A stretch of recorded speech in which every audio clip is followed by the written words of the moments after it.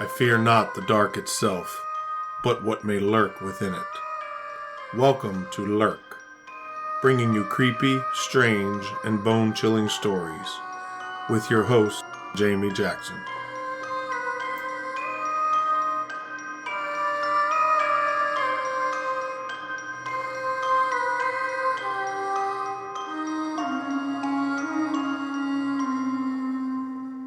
Hey Lurkers, welcome to this week's episode.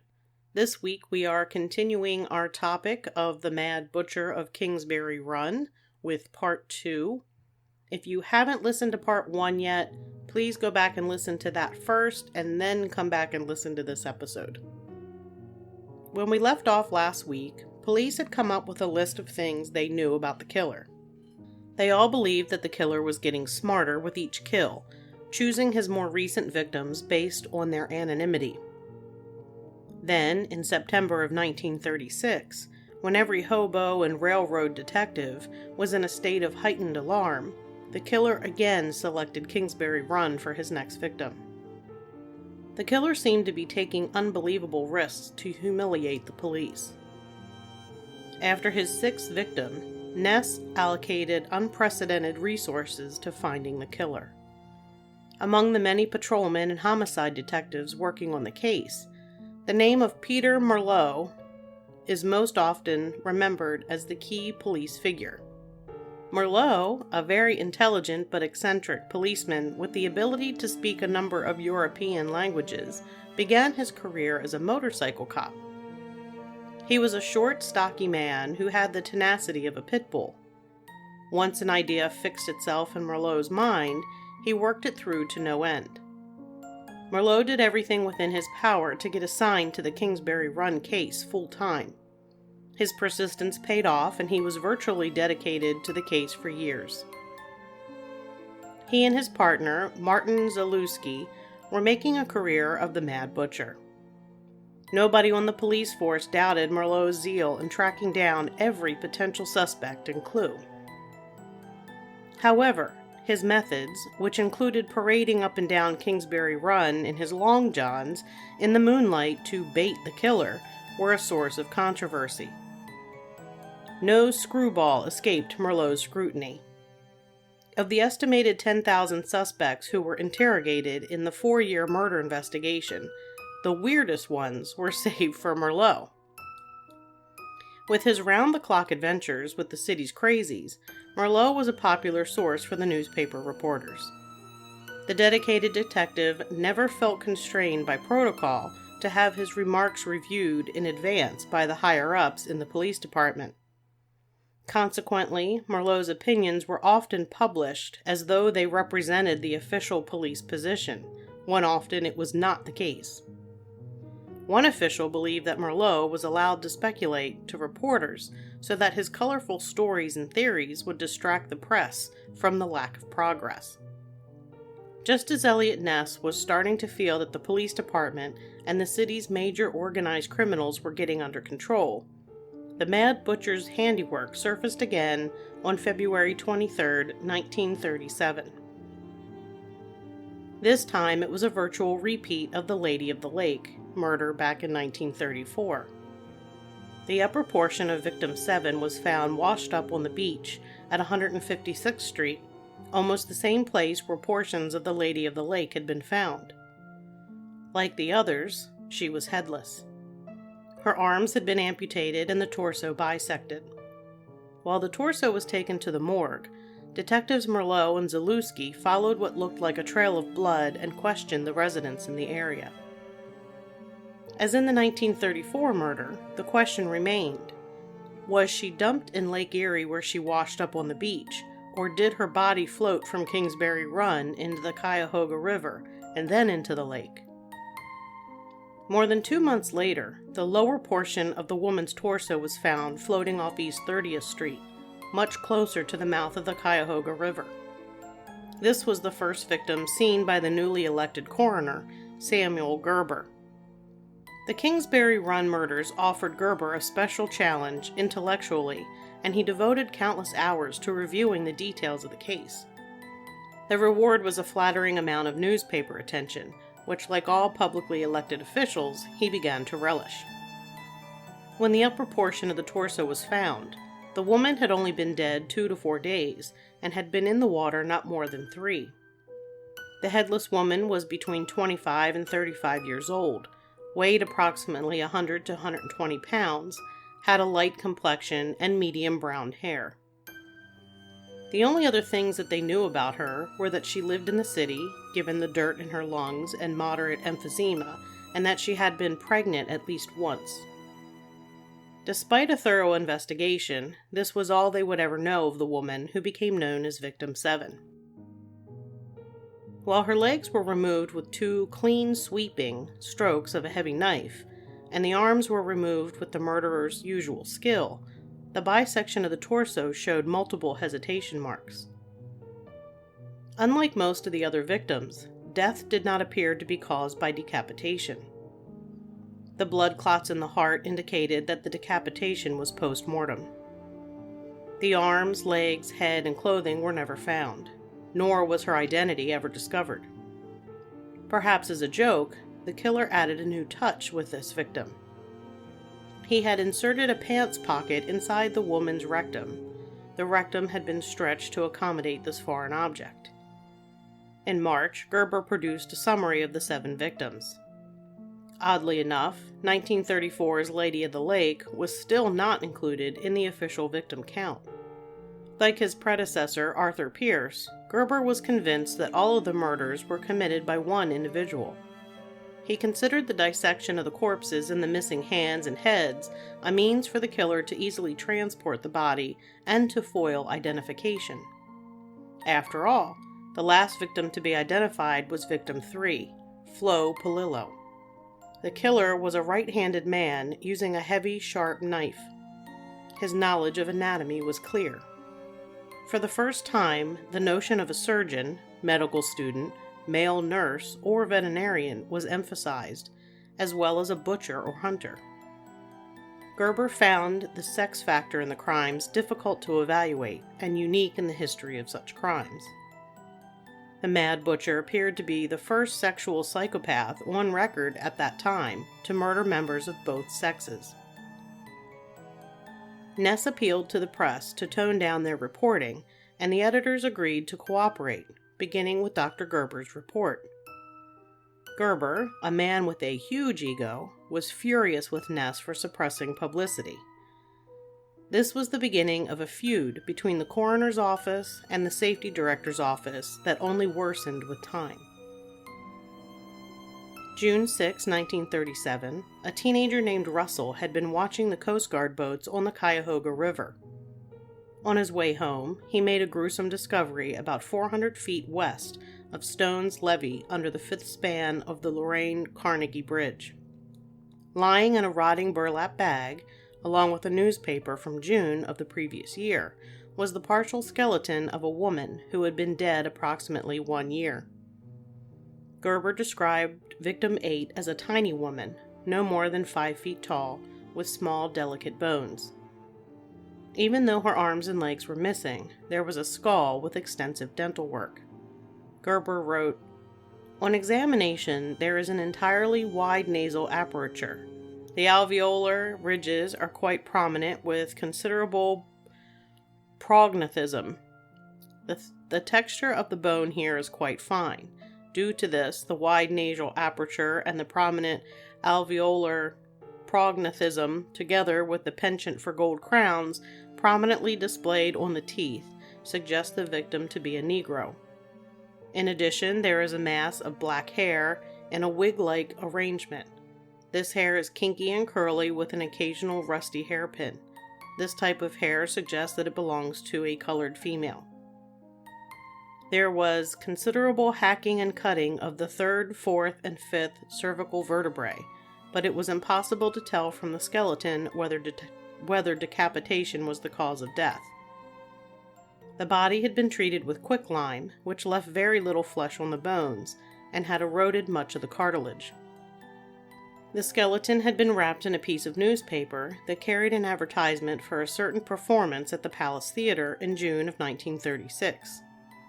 Detective Orley May contacted the manager at the theater, The manager confirmed that the Nils T. Grantland girls performed a revue at the theater in June of 1936, and that they were playing in New York City at the time this victim was discovered.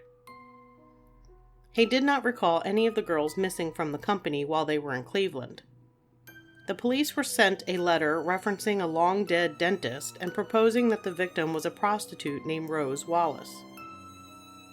After a lengthy investigation of Rose Wallace's life and her August 1936 disappearance, both Dr. Gerber and Sergeant Hogan rejected the identification. Detective Merlot, however, firmly believed the victim to be Rose. The Mad Butcher struck again a month after the woman's skeleton was found. On July 6, 1937, the upper portion of a man's torso, plus his 2 thighs, floated in the Cuyahoga River just below Kingsbury Run. For the next week, pieces of the victim floated downstream. Just about everything was retrieved except for the head. This man, who was never identified, was approximately 5'8" and approximately 150 pounds. He had well-groomed fingernails and was about 40 years of age. He had been dead a couple of days when the first parts of his body were found. Decapitation was the cause of death, but there was something new this time. Some of the surgery was very sloppy, and some was very skillful. For the first time, the killer had removed all of the abdominal organs and heart, none of which were ever found. Ever since Dr. Gerber had suggested that Kingsbury Run murderer could be a medic, the police began to focus on doctors. In fact, all the area physicians, medical students, and male nurses were checked out. Special surveillance was warranted for doctors that had a history of eccentricity or a weakness for illicit sex, drugs, or booze, or any suspicion of homosexual activity. One of these physicians was a Dr. Frank E. Sweeney, who seemed to fit the profile of the murderer they were seeking. He was physically very tall, large, and strong. Sweeney had grown up in the Kingsbury Run area and at various times had his office there. He had a serious problem with alcohol that caused his separation from his wife and sons and the loss of his surgical residency at St. Alexis, a hospital very close to Kingsbury Run. He was rumored to be bisexual and had a very violent temper when he drank. Eventually, in 1937, the police abandoned Dr. Sweeney as a suspect because he was frequently out of town at a veterans hospital in Sandusky when a fresh victim was discovered. Dr. Sweeney was no relation to the highly respected police officer Joseph Sweeney. The year 1937 brought with it 3 more decapitated bodies, which, after extensive investigation, were known only as victims 7, 8, and 9. Police morale was at a low point, and citizen unrest was running high. After consulting with experts, Ness persuaded the city's newspapers to give the crimes minimal publicity.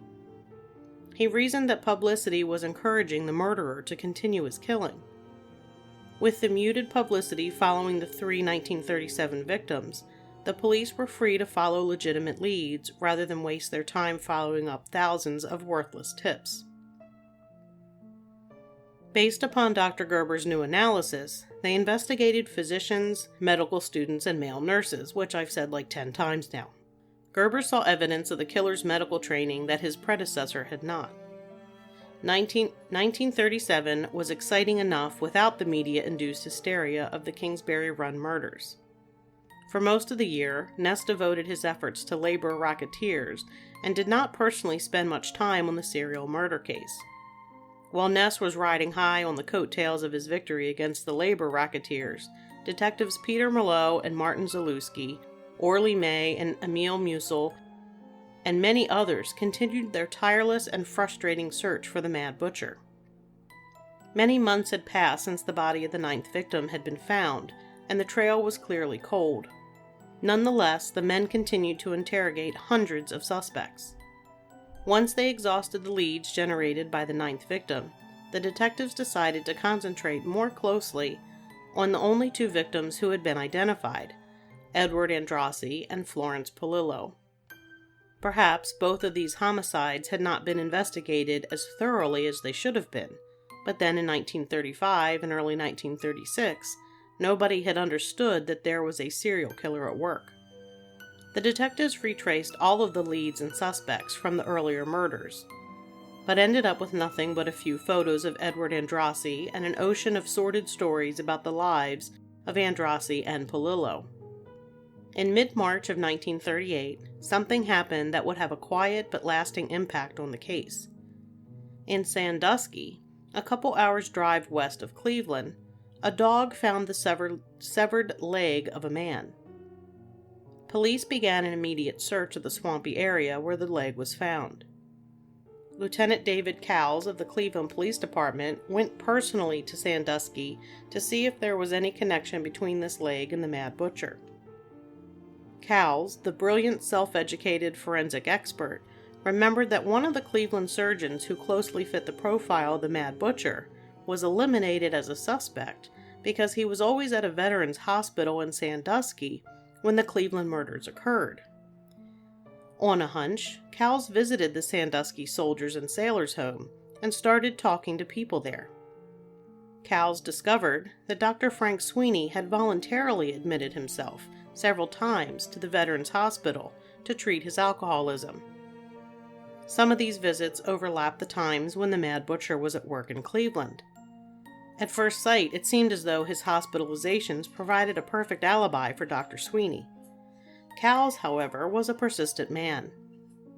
He wanted to know how closely patients were watched. The answer was that a surgeon who voluntarily sought help for his drinking problem was not really watched at all. It was, after all, a hospital, not a prison, and security was almost non-existent for patients. Also, at various times, particularly holidays and weekends, the hospital was crowded with visitors. Ambulatory patients like Dr. Sweeney could pretty well come and go as they pleased. It was not unusual for an individual suffering from alcoholism to succumb to his needs, get his hands on some liquor, and disappear for a day or two on a binge. Cowles concluded it was possible for Dr. Sweeney to leave the Veterans Hospital and travel by car or train into Cleveland, commit the murders, and return to the hospital without his short absence being noticed. Cowles also found that the Ohio Penitentiary Honor Farm shared some of the facilities with the Veterans Hospital. Eventually, Cowles found his way to Alex Archaki, a convicted burglar who was serving out the rest of his sentence on the prison honor farm.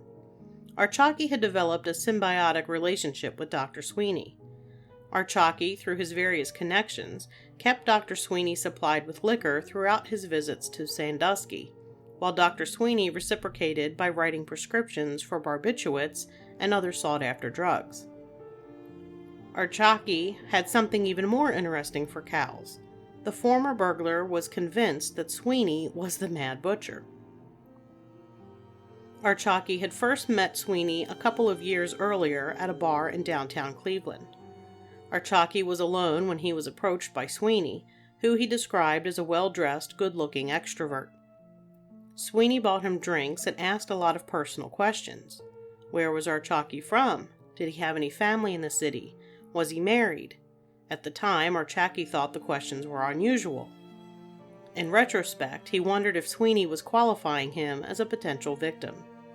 After all, it seemed a deliberate act on the part of the Mad Butcher to make sure that most of his later victims were unidentified, probably men and women from out of town and with no close friends or relatives in the area.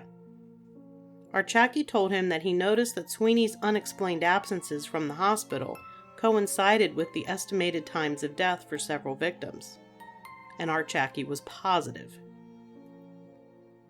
Whenever Sweeney was missing for a day or so, a fresh body in Cleveland would turn up shortly after his return to the hospital in Sandusky. In late March, shortly after Cowles' visit to the hospital, the police in Sandusky determined that the severed leg found by the dog was the result of legitimate surgery and not the work of the Mad Butcher. How does a leg show up in a swamp after surgery? Are they just chucking body parts out there? Nevertheless, Cowles was energized by the trip. For the first time, he felt he had a really strong suspect. When he got back to Cleveland, he arranged for a very discreet investigation of Dr. Sweeney. While the doctor came from a very poor family, he was first cousin to Congressman Martin L. Sweeney, a very colorful and controversial political powerhouse in the local Democratic Party.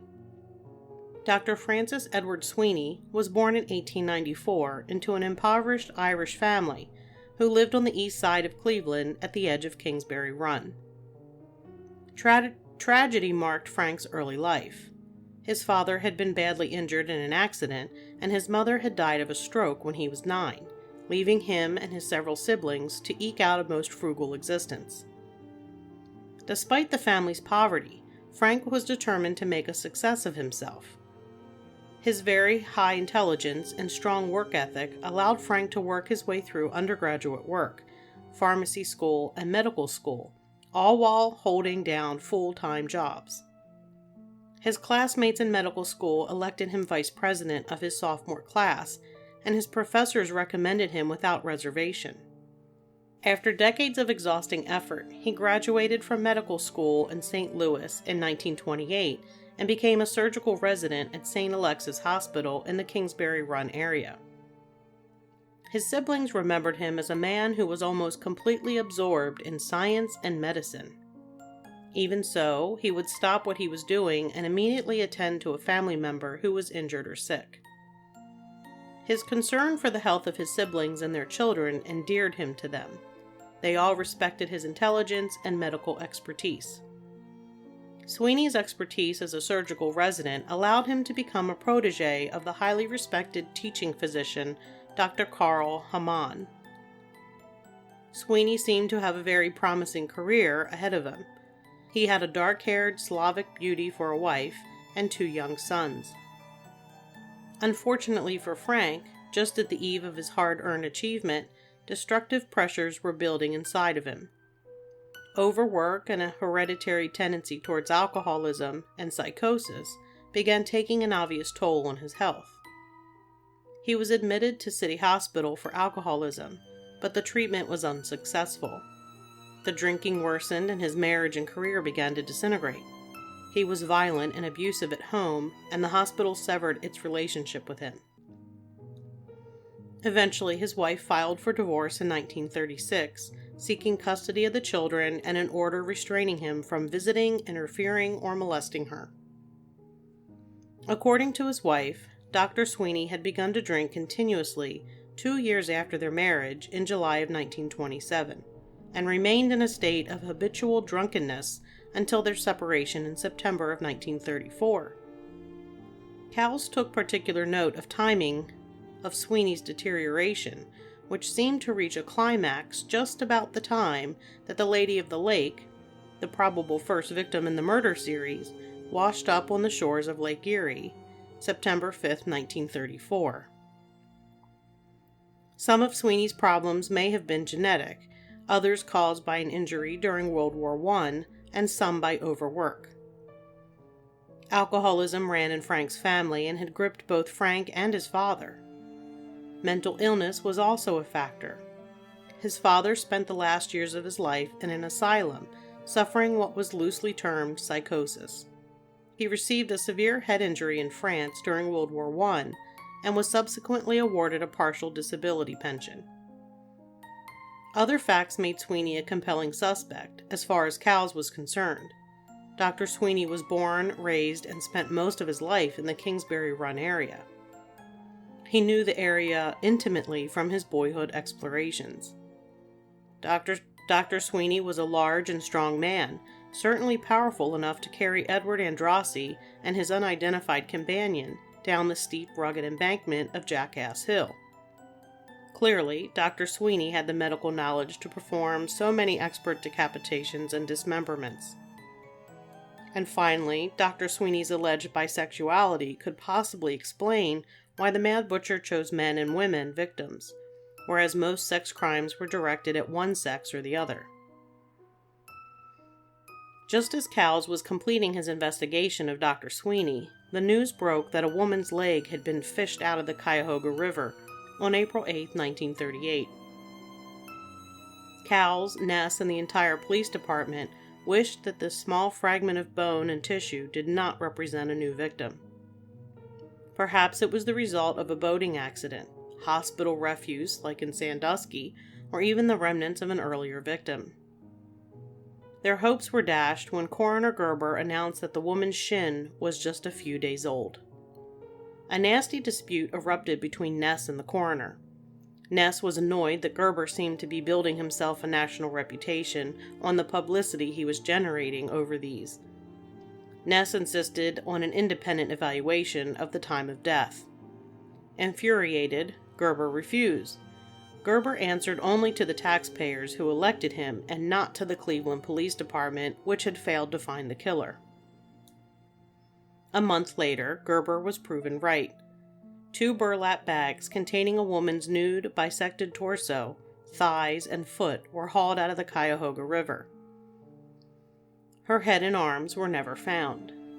Gerber estimated the dead woman was between 25 and 30 years old, approximately 5 feet 3 inches tall, and about 120 pounds. Her hair was light brown. Very little could be told about this unknown woman, except that she was flat-chested, had once had a cesarean birth, had sustained a bilateral laceration of the cervix from an additional birth or an abortion, and had her appendix removed. The autopsy showed no presence of hypnotic or narcotic drugs in the tissues. The cause of death was probably from decapitation. Once again, a squad of detectives went into action. Not unexpectedly, this woman, like almost all of the victims, was never identified. Preventing identification was obviously important to the killer. Usually the heads and hands, the most obvious means of identification, were missing from the rest of the bodies. Police theorized that heads and hands were either buried somewhere or had been dumped in Lake Erie and weighed down with rocks. The burlap bags that held the body yielded no worthwhile results.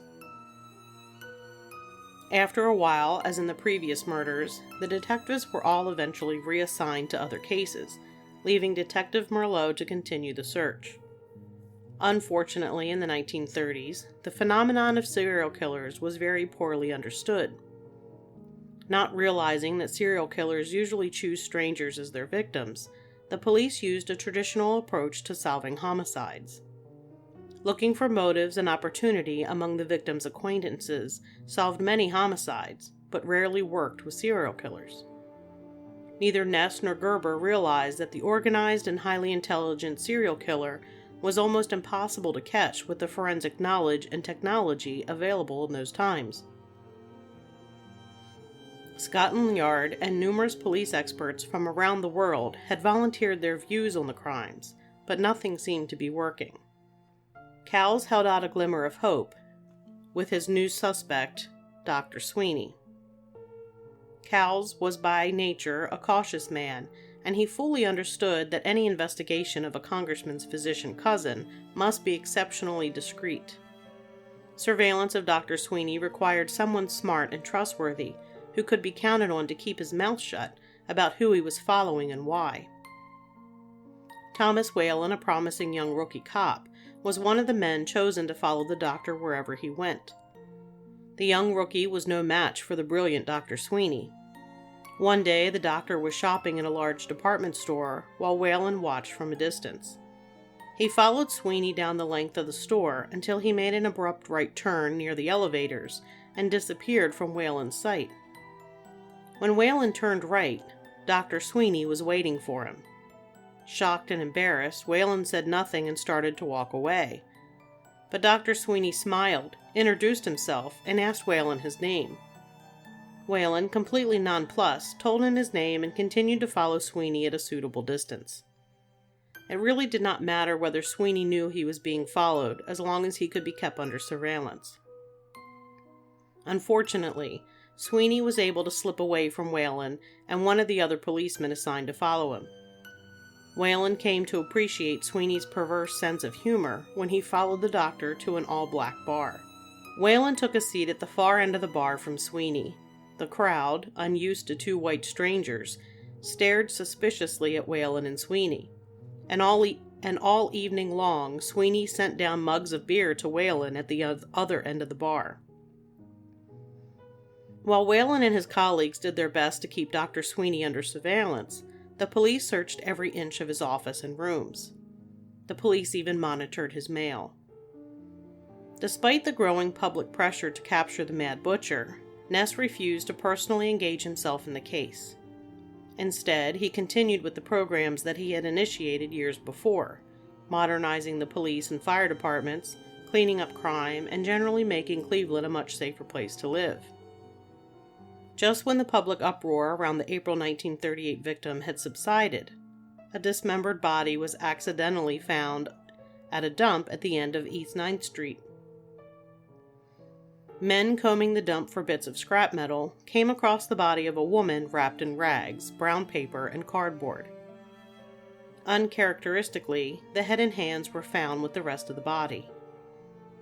As police were combing the area for more forensic evidence, a bystander found more bones nearby and called over the police.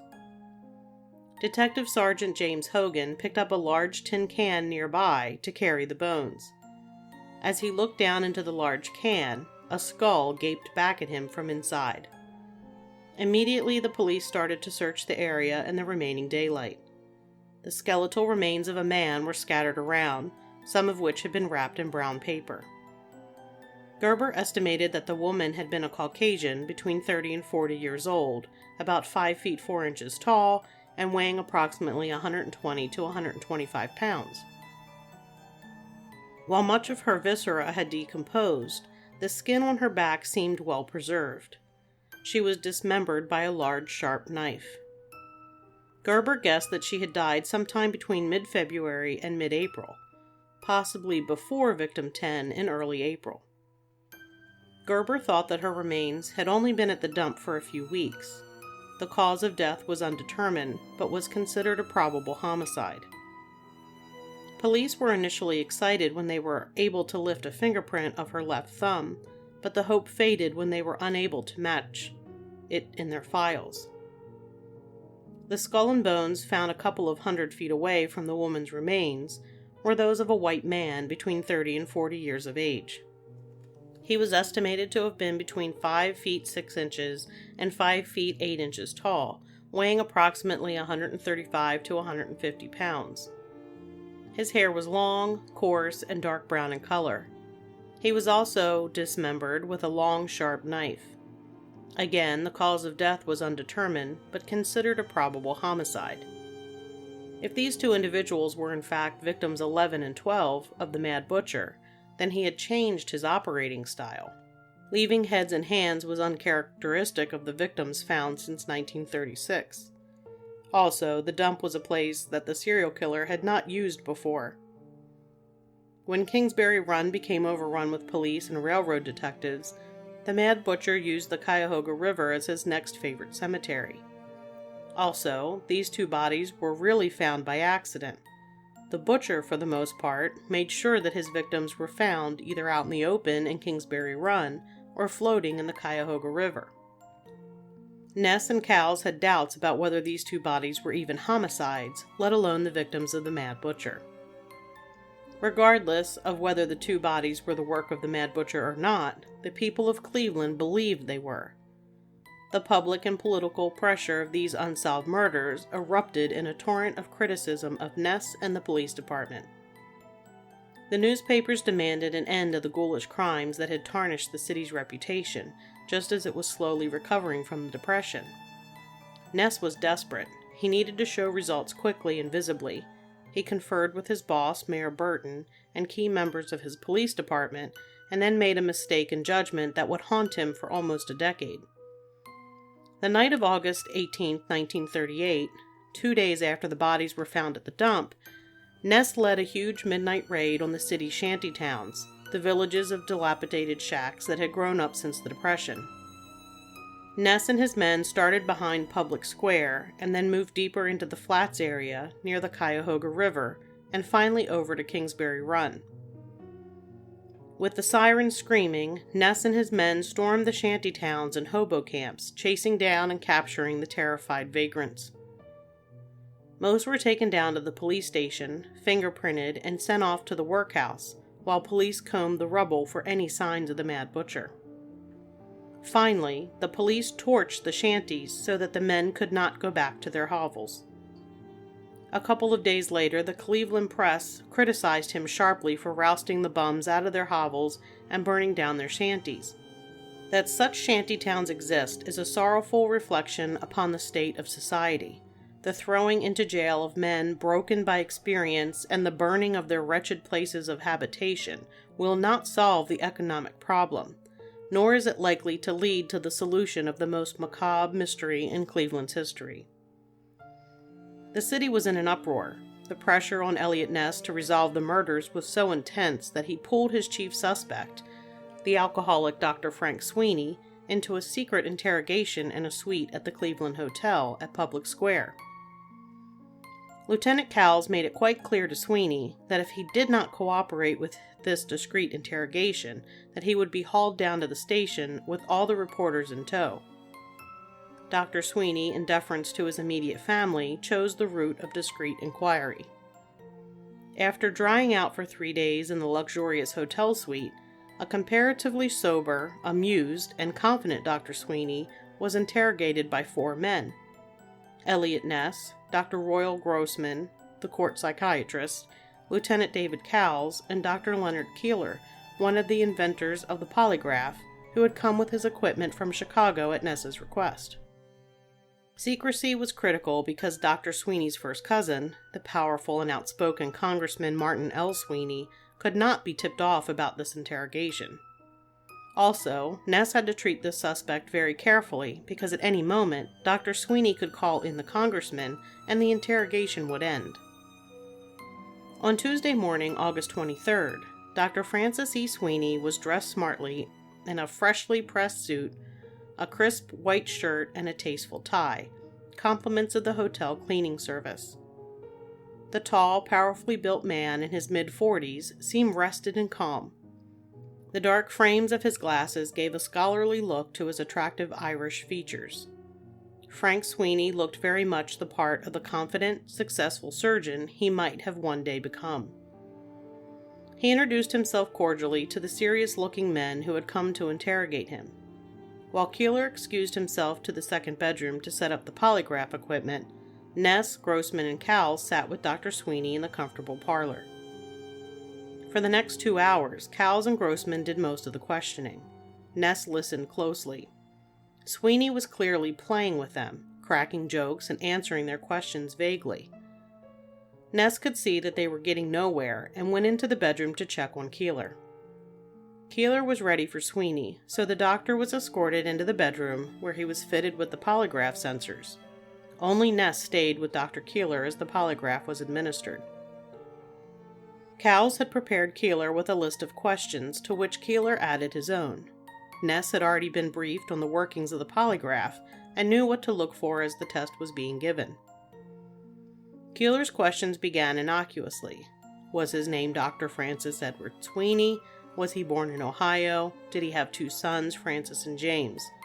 The machine registered the truthfulness of Sweeney's answers. The questions quickly became more specific.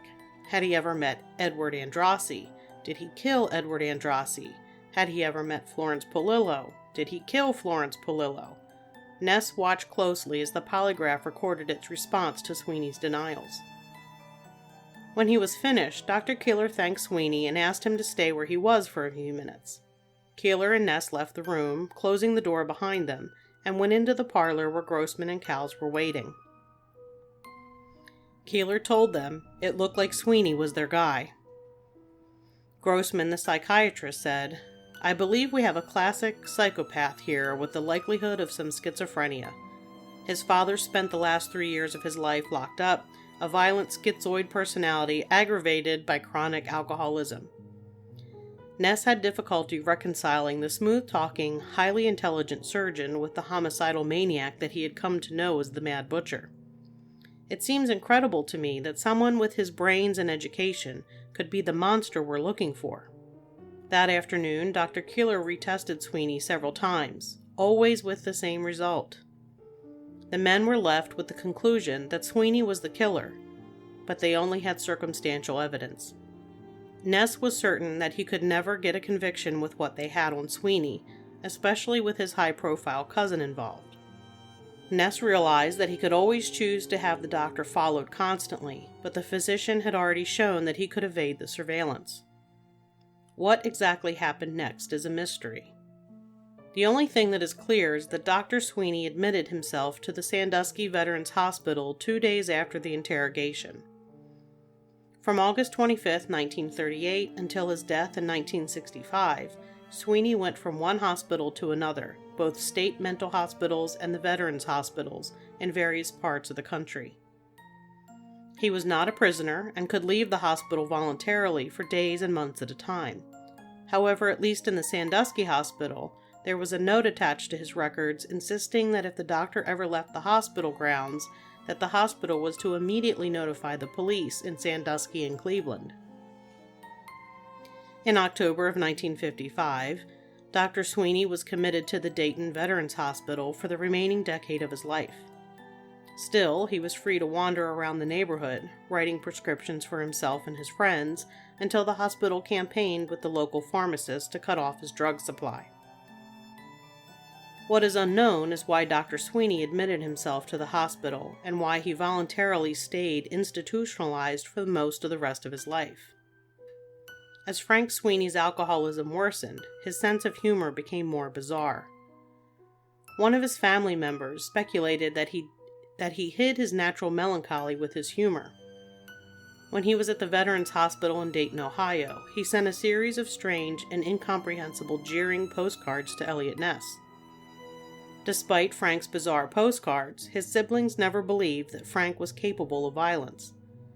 They saw him as a tragic figure who had everything within his grasp and then lost it all. A brilliant man destroyed by alcoholism and his own demons. The serial killings officially stopped in 1938. The last victim, the so-called Victim 10, was killed April of 1938, even though remains of so-called victims 11 and 12 were found in mid-August of that year. Even though the murders officially ended in 1938, the hunt for the killer continued. Detective Peter Merlot made a career out of hunting the killer and was eager to tie similar murders to the same person. Private investigator Pat Lyons was hired to investigate the Kingsbury Run murders. After many months, Lyons focused on a middle-aged alcoholic named Frank Dolezal. Supposedly, Lyons had found a tavern that had been frequented by Andrassy and Polillo. Dolezal was another patron of this particular saloon. The sheriff had his men search a room, which Dolezal had previously rented, and they found stains on the floor and a knife. Lyons had his chemist brother analyze the stains, and the results came back that they were human blood. Meanwhile, Cleveland detective Peter Merlot got wind of this investigation of Dolezal, a suspect that Merlot had already investigated and rejected. O'Donnell wanted to move fast before the Cleveland police could interfere with his suspect, so he had Dolezal arrested July 5, 1939. After a rough night with the sheriff's jailer, Michael Kilbane, Dolezal confessed to the murder of Flo Polillo. Kilbane had a reputation for cruelty, so gentleman Harry Brown, not Kilbane, officially took the confession. Claiming that he and Flo had a fight, Dolezal said she went at him with a butcher knife. To defend himself, he hit her and she fell against a bathtub. Assuming that she was dead, he cut her up and carried part of her to the alley in which she was found. Her head and other parts of her body he supposedly dumped into Lake Erie. There was other evidence against Dolezal. Lyons had heard that a young woman, who was also an alcoholic, had a suspicious encounter with Dolezal. Lyons took a bottle of cheap whiskey when he went to interview the woman. There was still some whiskey left when she claimed that Dolezal had come at her with a knife, and she jumped out of a second-story window to escape him. Miraculously, she had only broken the heel of her shoe in this daring escape. While Dolezal was probably not a great person, he is not widely accepted as the killer. Dr. Sweeney is the person most believed to have carried out the killings. Once he went into the hospital, the killing stopped. Unfortunately, this is one that's going to remain unsolved. And yes, there are some ghost stories associated with the Mad Butcher of Kingsbury Run that I will be sharing over on the Patreon account. You can support the show by becoming a loyal lurker at Patreon for just $5 per month, where you can receive additional content. The link is in the show notes. And until next time, keep lurking.